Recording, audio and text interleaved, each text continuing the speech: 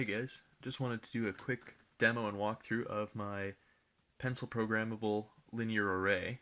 It's a programmable analog computer on surface mount technology, and on the back there's a whole bunch of vias, and the surface is rough and it can be drawn on with pencil, which acts as the resistors and programs all the constants of this computer.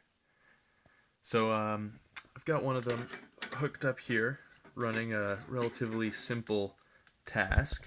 Actually, a couple of tasks going on here. Some of these carbon traces are set up to act as a function generator. So if I probe these outputs, I'll show you on the scope what this looks like. Function generator gives me square wave. Over here gives me triangle.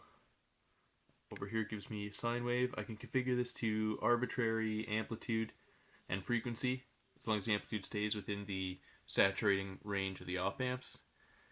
I've got that function generator, the square wave, hooked into a simulation of a second order system, a Newtonian spring.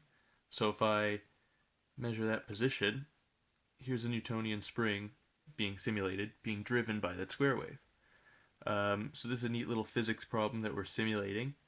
We could ask, okay, if that's the position, what is the force on the Newtonian spring at any given time under these conditions? So I'm going to move the probe to the force pin, and it shows us the force, the sum of the forces acting on the particle at any given time.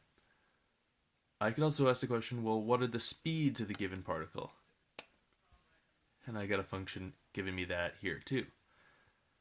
So very simple analog simulation. This thing can be wired up to do much more complex things.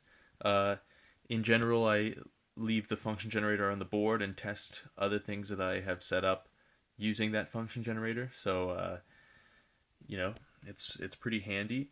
There's a there's a 6 and 7 pin output header, input and outputs. The outputs are connected to the outputs of the op amps, and the inputs, you draw a carbon trace from each pin to whatever op amps you want to use. So the whole thing's fully configurable. Plugs in with one of these standard micro USB plugs. Standard one, same one for all the smartphones. And generates plus or minus 2.5 volts for these modern day op amps. I've got plugged into the ground here. That's the power header. And yeah, so that's it. Maybe next I'll create a video on simulating a bouncing ball, or maybe a car going over bumps or something like that.